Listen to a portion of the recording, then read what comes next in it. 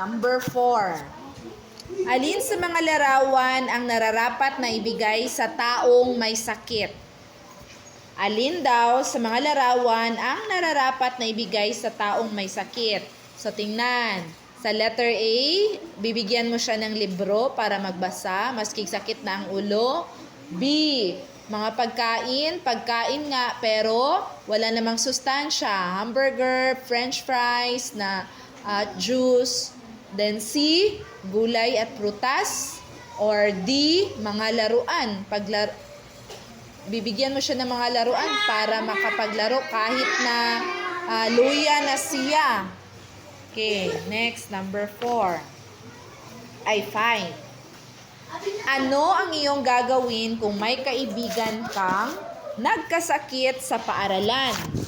So, 'di ba? Marami tayong mga kaibigan katulad ganina, hindi man yun nagkasakit pero nadisgrasya naman si Novi.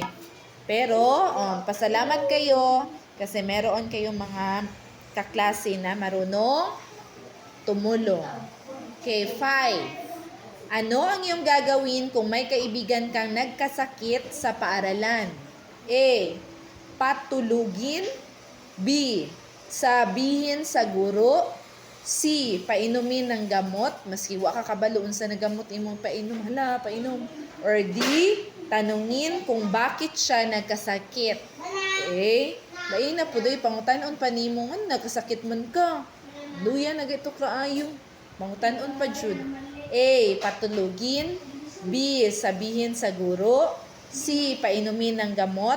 Or D, tanungin kung bakit siya nagkasakit. Number 6. Gustong sumali sa table tennis ng kaibigan mong may kapansanan. Nayon ako, kanay nagtabi. Nayon ako sulti. Balag di na kadungog na diha. Nagtabi man na. 6. Gusto mong sumali ng table tennis. Gustong sumali ng table tennis ng iyong kaibigan na may kapansanan. Paano mo siya susuportahan? A, sasamahan ko siya sa pagsasanay o sa pagpractice. B, ipaalam sa buong klase ang kanyang pagsali. Uy, announcement! Ang katong classmate nato na pungkol kay mo apil ko siya og table tennis. Ana daw announce daw nimo. C, tatanungin ko siya kung bakit gusto niyang sumali. Nga mo apil man ka na pilay man ka. D, kausapin ng guro na hindi na siya isali sa mga pagsusulit. Ma'am, teacher, ayaw na siya papila teacher. Uy, kay wala man na siya kamot. Unsaon na niya pagkadaog. Inapod, uy. Saan mo pag-support sa imong friend na sasali ng table tennis? A, sasamahan ko siya sa pagsasanay. B, paalam sa buong klase ang kanyang pagsali. C, tatanungin ko siya kung bakit gusto niyang sumali. Or D, kausapin ang guro na hindi na siya isali sa mga pagsusulit. 7. Gustong sumali sa patimpalak contest sa pag-awit ng iyong kapitbahay. Nakita mong nahirapan siya sa pagsulat ng kanyang pangalan sa registration form. Alin sa sumusunod ang tama? A, hintayin ko na matapos siya. B, pagsabihan siya na bilisan ang pagsulat. C, tutulungan ko siyang sulat ang kanyang pangalan. Or D, hahayaan ko siyang maglista ng kanyang pangalan. Okay, number 8. Sino sa mga sumusunod ang nagpapakita ng magandang asal or values sa isang batang katutubo na nagugutom na? Sino sa mga sumusunod ang nagpapakita ng magandang asal sa isang batang katutubo na nagugutom? A, isang tindero na nagbigay ng pagkain mula sa kanyang paninda. B, isang babae na tumakbo dahil sa pandidiri. Ew! Or C, ang kaklase na nangungutya sa kanya. Hawa diya, B. Lain na ni mo, baho man kay ka. Or D, isang ale na tinaboy siya palayo. Chu, chu, chu, su, su, su. Okay. Wala na. Number 9.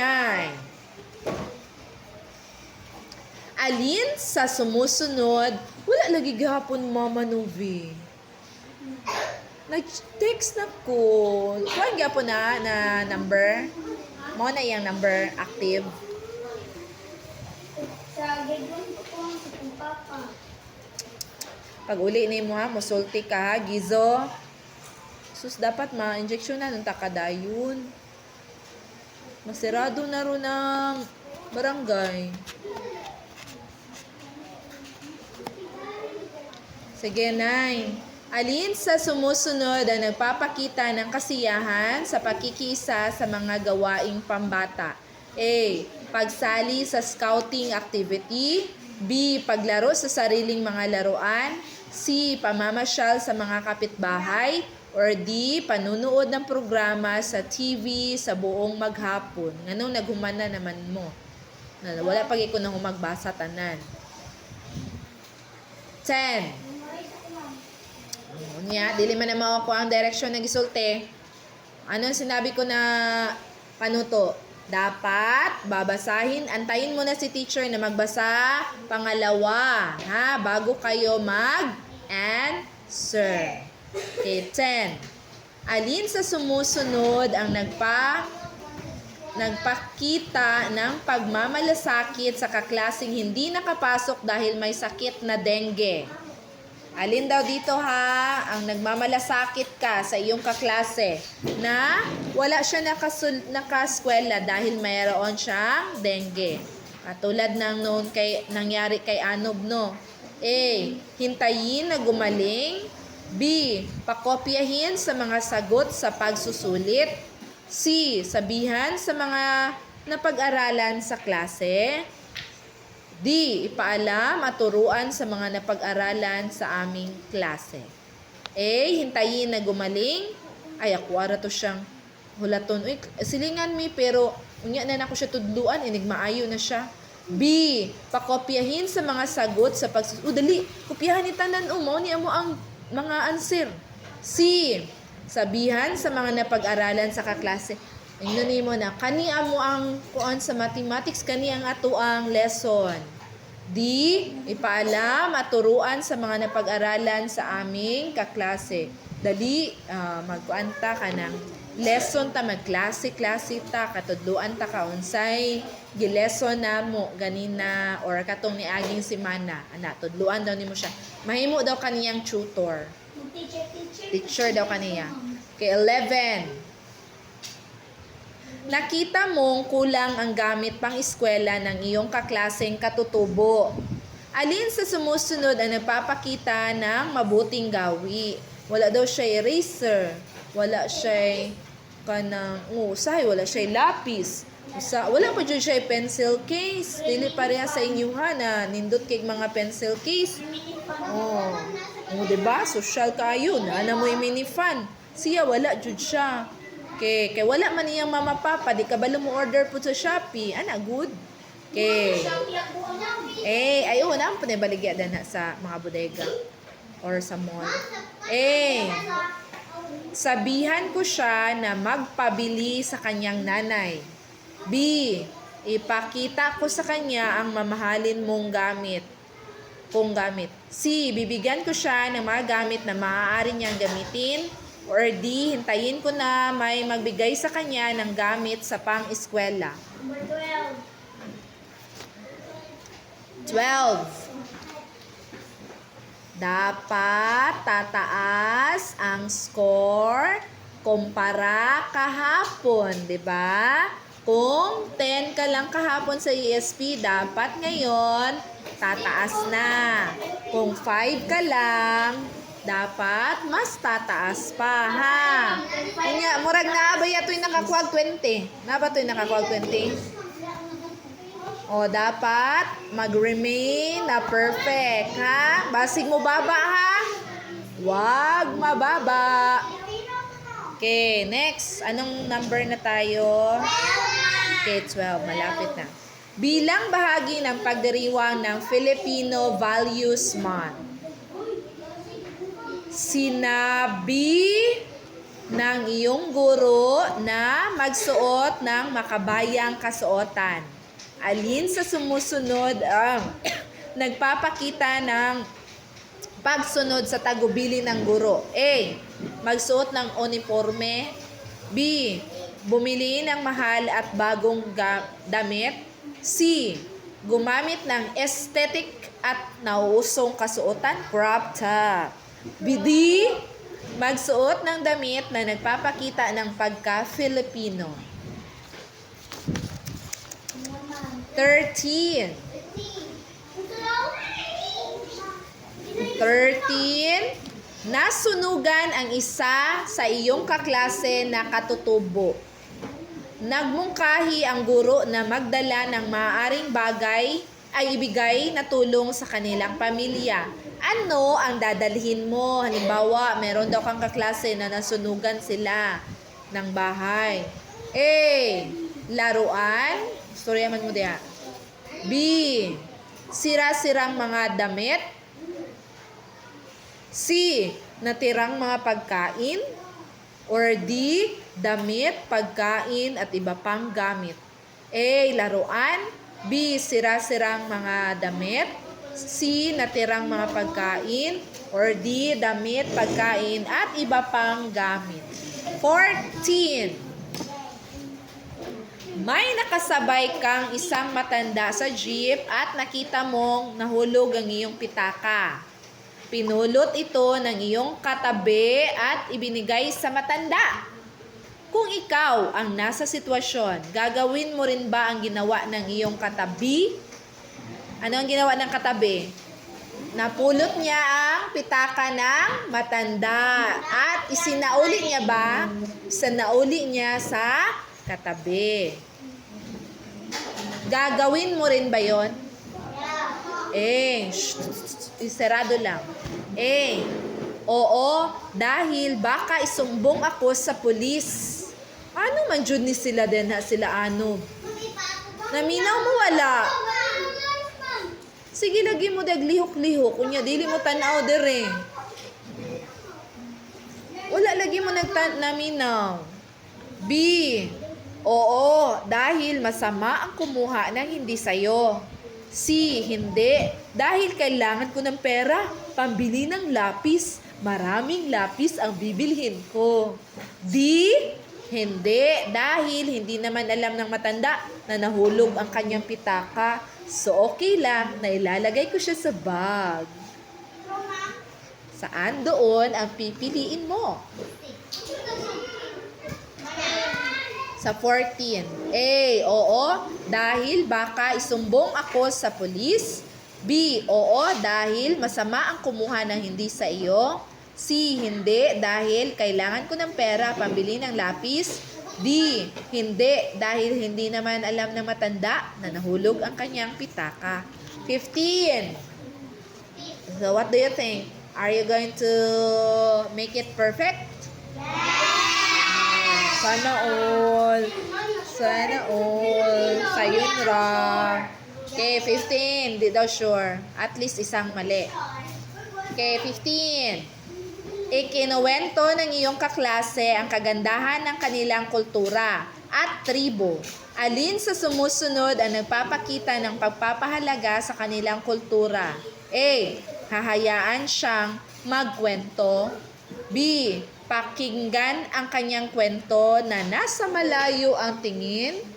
C. Aalukin na umupo sa isang tabi upang mapakinggan ang kanyang kwento. Or D. Magkukwento din ako tungkol sa aming kultura dahil mas maganda ito kaysa sa kanila.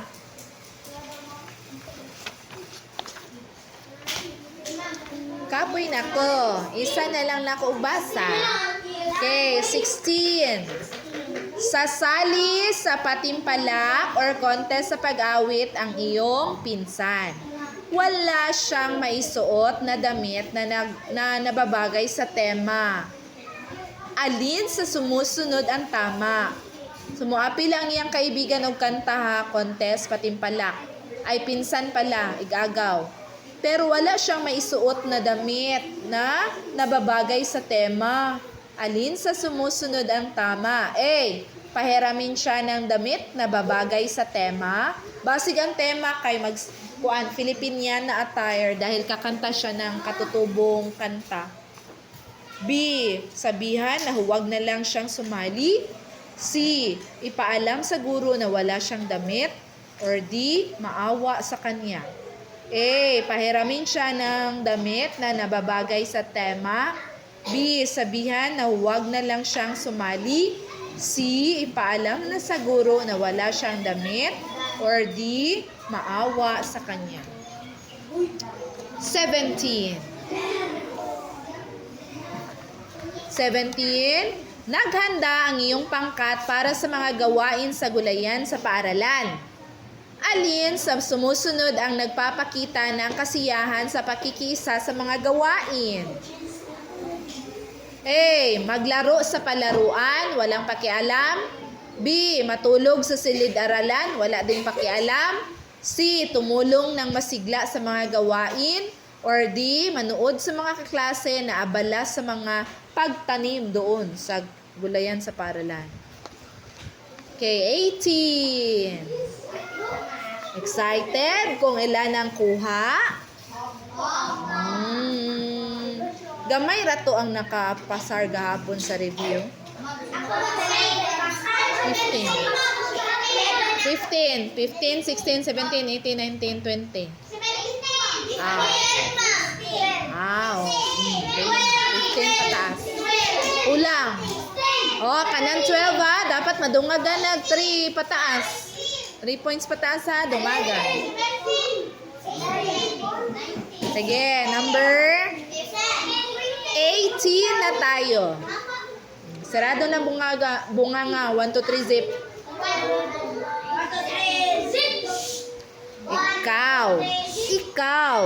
Ikaw ang napili ng iyong kaklase upang magpresenta sa patimpalak sa pagsayaw. Alin dito ang iyong dapat gawin? So, ikaw daw ang representative na mag-dance. A. Magsanay ng mabuti sa pagsasayaw. Nakaapas na diya si Jolben. Jolben? Naka-answer ka? Final na ba yan ni Jolben? Oh, final na ba ni ha? A. Magsanay ng mabuti sa pagsasayaw. B. Tanggapin ang hamon kahit ayaw sumali.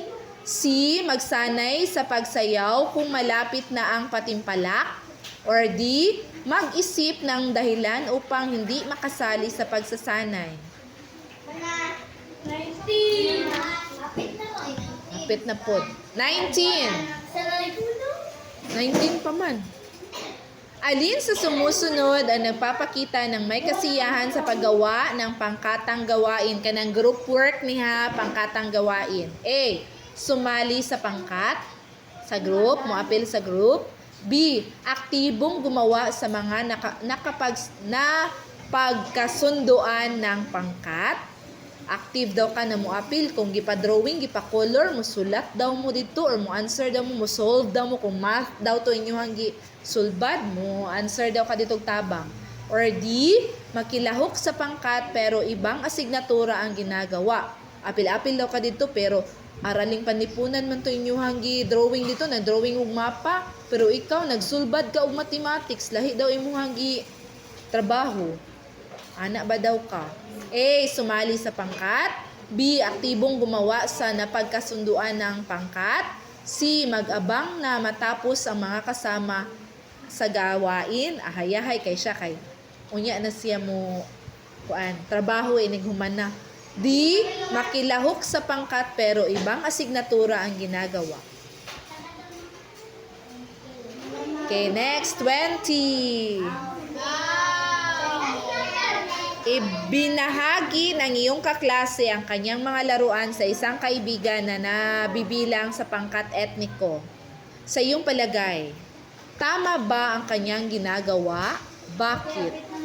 A. Tama.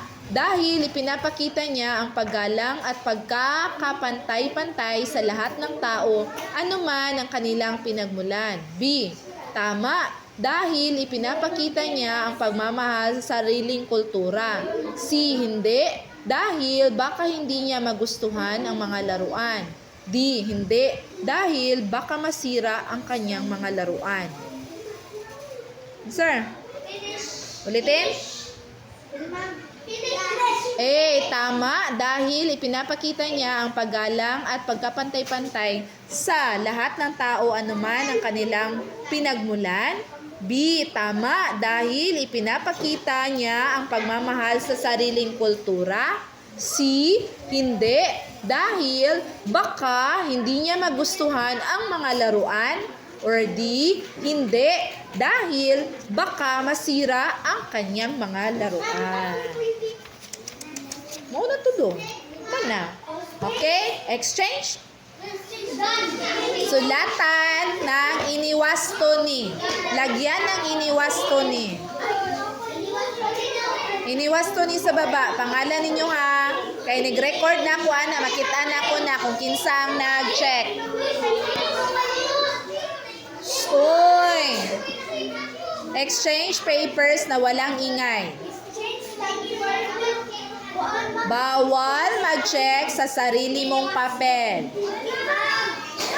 Pwede 4, pwede 3 mag-exchange. Okay, ready? Una, number 1.